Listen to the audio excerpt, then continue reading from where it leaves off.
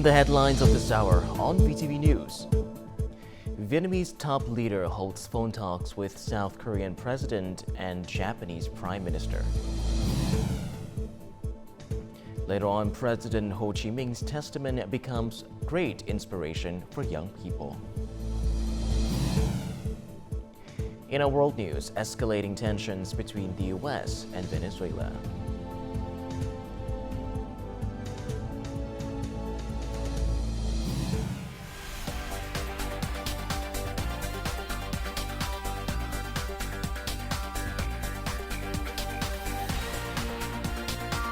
Broadcasting from Hanoi, the capital of Vietnam. VTV News starts right now. Good morning. It is currently 8 a.m. local time and you're tuning in to 30 minutes of VTV News. I'm Dylan Lei with the latest updates. The top news of today's hour, Party General Secretary and State President Tô Lâm on Tuesday held telephone talks with South Korean President Yoon Suk-yeol, during which the two leaders discussed measures to further promote the Vietnam Republic of Korea Comprehensive Partnership and shared ideas on issues of common concern.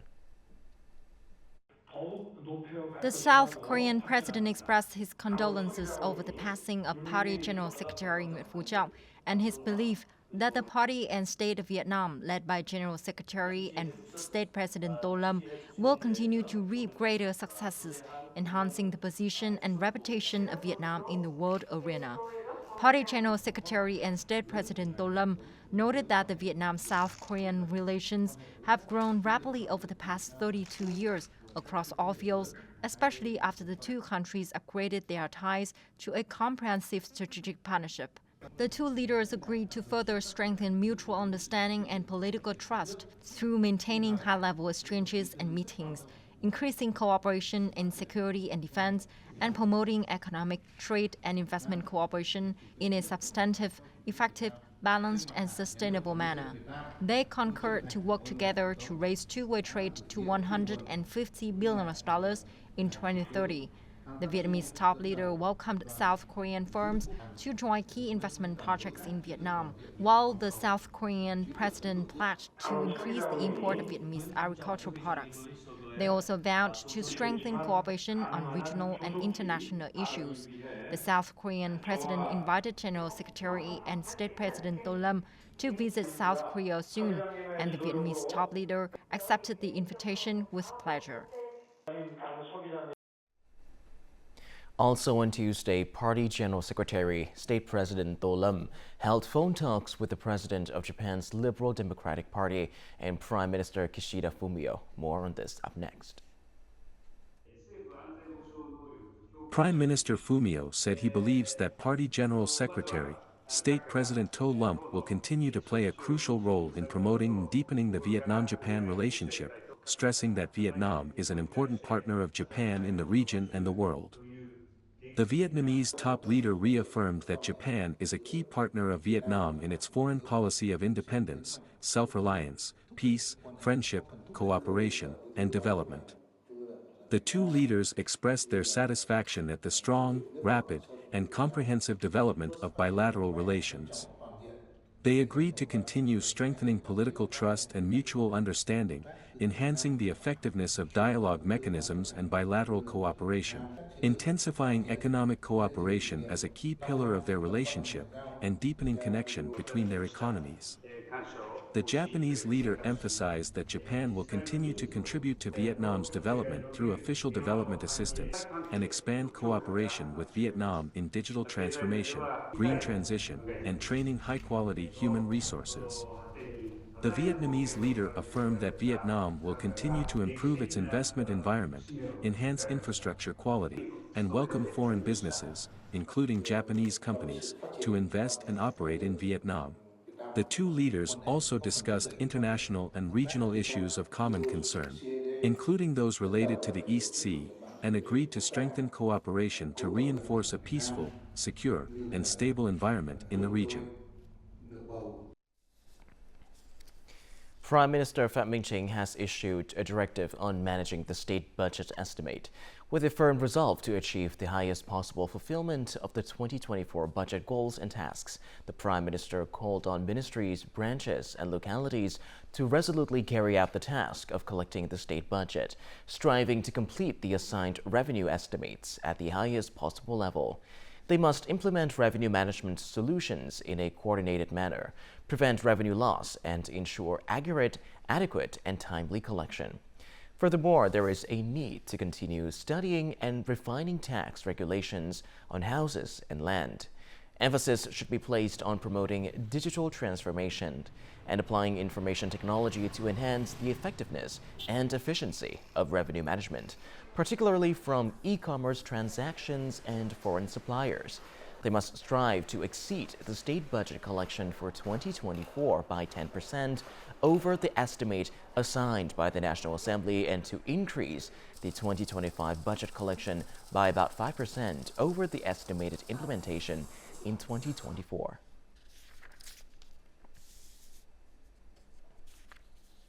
During the National Day holiday, construction at major sites and infrastructure projects remained on track.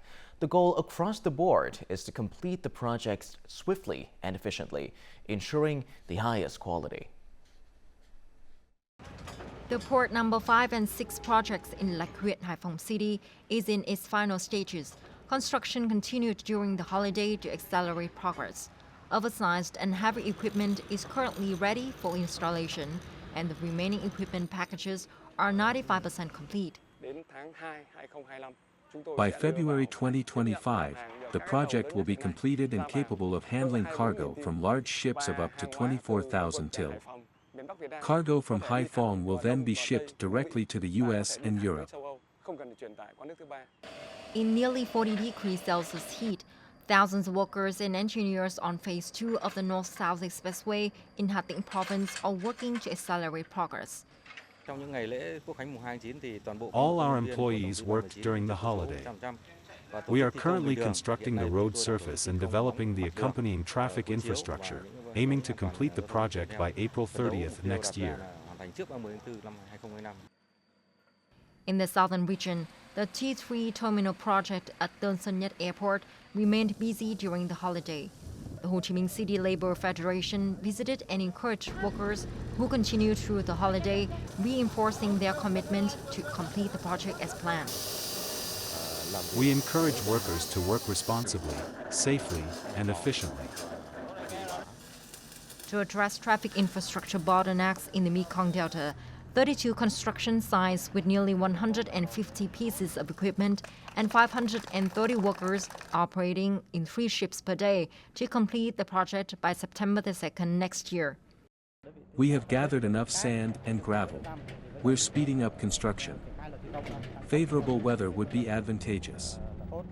As with other major projects, the Châu Đốc Cần Thơ Sóc Trăng Expressway component 4 project saw adjustments to all beat packages during the National Day holiday to maintain overall progress.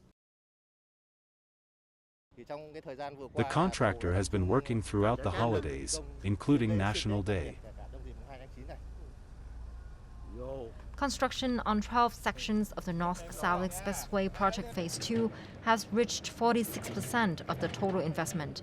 7 sections are set for completion by April the 30th next year, while the remaining sections are being accelerated to open by the end of 2025, connecting the entire North-South Expressway from Lạng Sơn to Cà Mau. Total import-export turnover from the beginning of the year to mid-August exceeded $473 billion, up nearly 17% year-on-year. The trade surplus reached nearly $15.5 billion. This indicates that goods exports continue to serve as the main driving force of Vietnam's economic growth throughout the year. The warehouse is fully stocked, while workers and machines are operating at full capacity. Despite the usual slowdown from April to August, the factory is operating non-stop to supply furniture for the year-end holiday season in the EU and the US. We export about 250 containers per month, roughly 20% more than in 2023. We anticipate exceeding the growth target set for the year. The wood industry is on track to reach its export target of $14.2 billion US. The textile and garment industry is also approaching its target of $44 billion US in export value. Besides this, other sectors have shown impressive growth. According to the World Bank, the strong performance of manufacturing and processing exports has significantly boosted Vietnam's GDP growth rate. What we see coming forward is that since there was a recovery, a very big rebound of exports, internationally we expect trade growth to moderate a bit. As of mid-August, the country's total import value exceeded $220 billion US, marking an 18% increase. This rise is primarily due to imports of machinery, raw materials, and supplies needed for Vietnam's production and export industries. We need to import 20% more materials to meet this year's export target. We aim for a growth rate of about 15%, targeting $11 to $12 million US in 2024. The strong export performance early in the year is due to effective policies and free trade agreement incentives. With the international market improving, imports and exports are expected to drive economic growth in the final months of the year. Coming up next on VTV News. President Ho Chi Minh's testament becomes great inspiration for young people. And later on, young Vietnamese promote patriotism on National Day.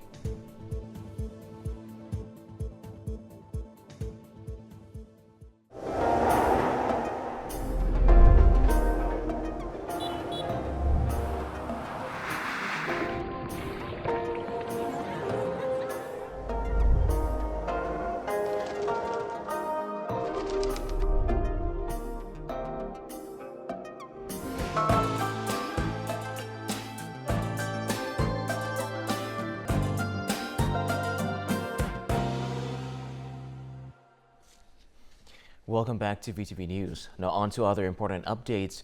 During his lifetime, President Ho Chi Minh consistently expressed deep concern for Hanoi. Viewing the city as a model and leader, he wished for it to be peaceful, beautiful, and strong both materially and spiritually. Over the years, the party committee, authorities, and people of Hanoi have worked tirelessly to realize his vision. Nearly 70 years after President Ho Chi Minh's appeal on the capital's Liberation Day, Hanoi has undergone remarkable transformation. With stable economic growth, the city now contributes nearly 13% of the country's GDP. Hanoi has also earned the status of a city for peace and a cultural hub, hosting significant international events. The Hanoi Party Committee is always upholding President Ho Chi Minh's testament, which calls for setting an example for other party committees. I hope that the city's party committee will continue to leverage its traditions and its crucial role in the country, while innovating its approaches to drive even stronger development, making Hanoi a leading representative of the nation in all aspects. In line with President Ho Chi Minh's vision, Hanoi aims for comprehensive development, striving to become a cultured, modern, and civilized metropolis by 2030. By 2050, the average GRDP per capita is projected to reach $50,000. President Ho Chi Minh simply stated that when the capital is seen as civilized, polite, hospitable, and developed, it reflects the same qualities for the entire country.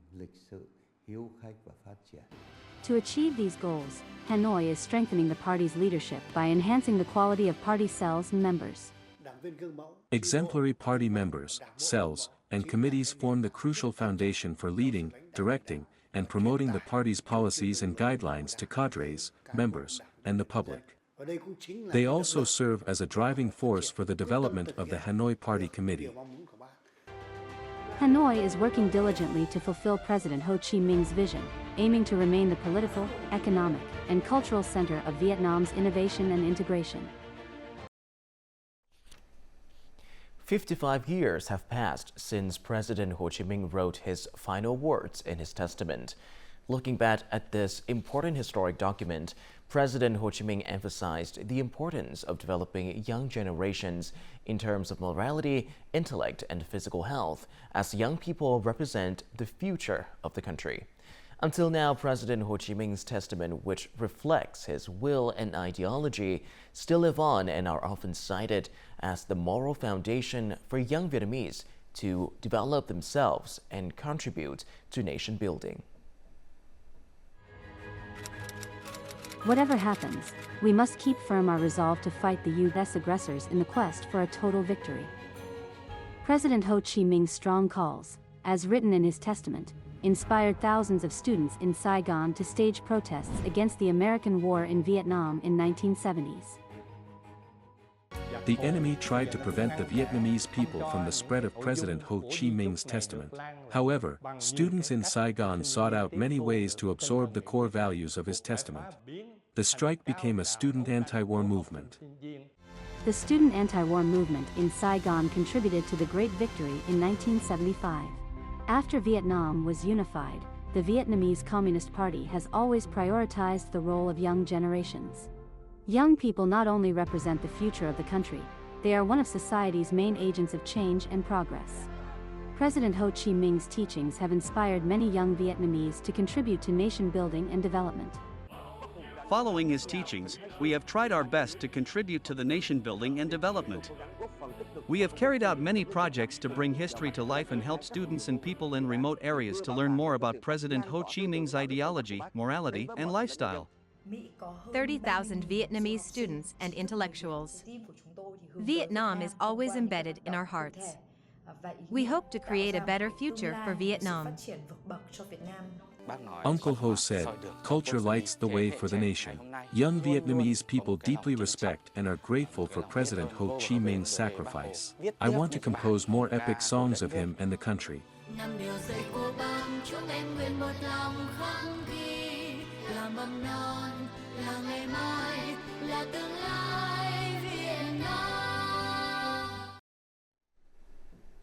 The first day of the new school year is approaching. However, schools in the mountainous areas of Ha Giang are still facing significant challenges due to recent flood damage. Repairs and restoration work have been urgently carried out to welcome students back to school. At this kindergarten in Bắc Quang district, the military is aiding the school in cleaning up storm-damaged areas. Inside the classroom, Phúc and her colleagues are busy decorating. They began this work at the start of August, right after the floods receded. The first preparations teachers are making are to decorate the classroom, clean the equipment, toys and toilets, and prepare supplies for the children's return at the end of August. We review all school facilities to ensure the conditions. At the same time, we make sure that teachers are proactive in welcoming the children in the new school year. Ha Giang province has more than 800 educational institutions, including nearly 1,200 schools. As of now, schools have largely finished repairing facilities and supplementing equipment, textbooks, and school supplies for the new school year. The Department of Education and Training has directed its affiliated units to assess all teaching equipment and advise schools to create appropriate teaching plans. For the 2024-2025 school year, schools will propose additional purchases based on this review. In the near future, schools will reorganize and repurpose classrooms and offices to ensure efficient use and avoid waste. At the same time, Ha Giang province will allocate funds and seek social investment resources to support the education sector. Vietnam ranks second in the number of hotels and resorts under development in Asia-Pacific after India. According to a report by Savills Hotels, Vietnam is expected to have more than 190 projects with about 49,800 rooms in operation by 2028. Nearly 75% of the projects under development are in the high-end segment. The luxury hotel segment is mainly concentrated in Ho Chi Minh City, Hanoi, and Phu Quoc. These three localities account for half of the total supply in Vietnam. In the near future, the supply will shift to new locations such as Phie, Sapa, Ninh Bình, and Vĩnh Phúc, destinations renowned for their natural scenery and local culture.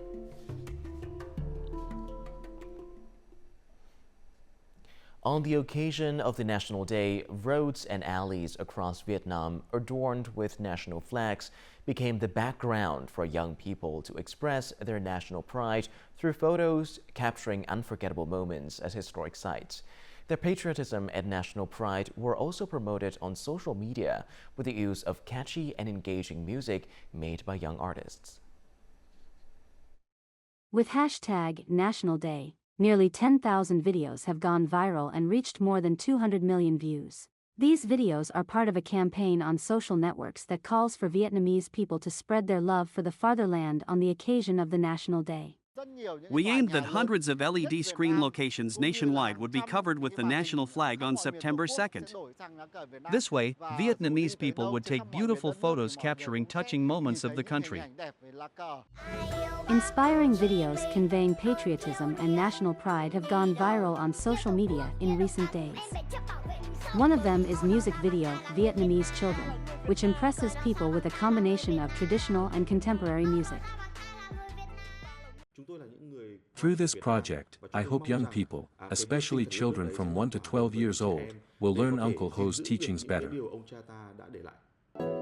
Meanwhile, a new music video was also introduced, named Vietnam, a Colorful Country. With catchy and joyful melodies, the song conveys the artist's patriotism and national pride, thereby captivating listeners and nurturing deep love for the homeland in young people. The song has gone viral with nearly 300,000 views after 2 days. I'm proud as I witness many important historic events and join hand with other people in promoting patriotism on this special occasion. I want to promote patriotism and national pride. I believe every person has their love for the homeland, and now I want to make it stronger. We feel very proud and excited. The new songs composed by young artists are like the whispers of the youth about their love for the homeland, its scenic beauty, and the glorious history of the nation.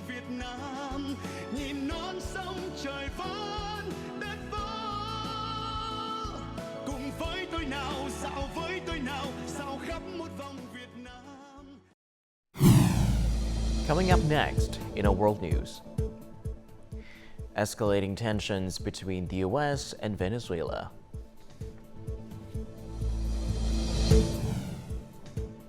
And later on, Russian president visits Mongolia.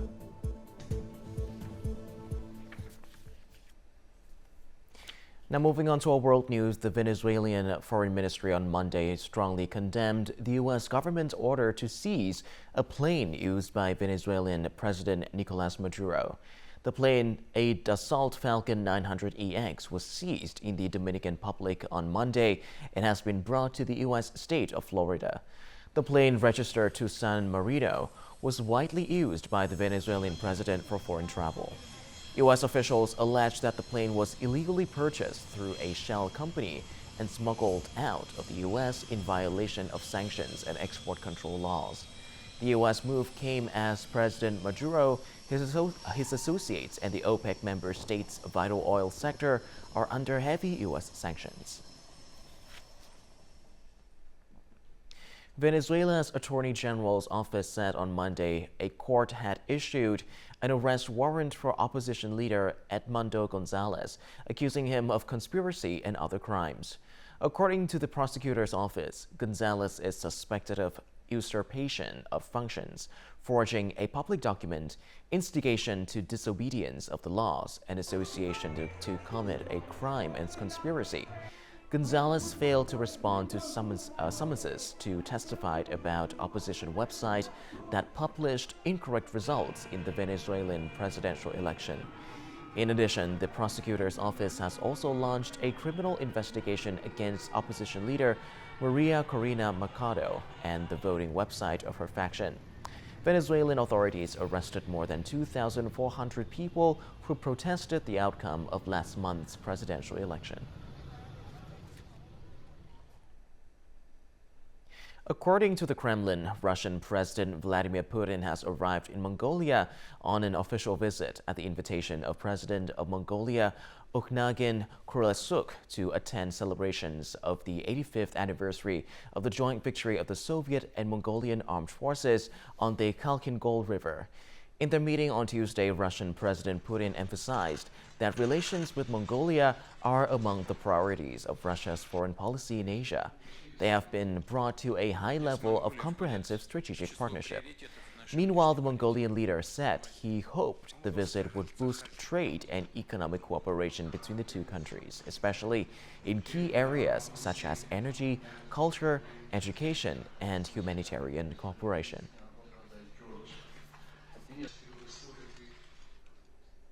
Cutting-edge AI and VR technology is enabling school pupils in the UK to see and talk to Holocaust survivors, even when they are no longer with us, and ask almost any question they can think of. Join us in the following report to find out how AI technology is used in a history class in the UK. And we're learning about The program, called Testimony 360, People and Places of the Holocaust, uses AI to decide the meaning and theme of any question and then find the correct response from a huge database of pre-recorded answers. As age takes its toll on the remaining Holocaust survivors, it is becoming increasingly vital to find ways to immortalize their experiences and lessons. Our mission is to ensure that the stories of Holocaust survivors are kept alive, that the subject of the Holocaust, which happened nearly 80 years ago, is still relevant and something that young people and future generations know about. Among those at the program launch in London was 94-year-old Manfred Goldberg, the first survivor to feature in Testimony 360, who spent 5 days recording his answers. He was just 9 years old when the war broke out, and he spent years as a slave laborer in several death camps. It has become crystal clear that by far the most powerful and effective educational impact is achieved by listening to a talk from a survivor in the first person. And as I gave more thought to it, it appeared to me that this would be ideal. The technology allows students to explore Stutthof concentration camp and Goldberg's former home in Kassel, in Germany. The technology was developed in response to a rise in reports of anti-Semitism across Europe since the attack by Hamas gunmen on southern Israel on October 7th. Up next, let's have a look at the weather forecast.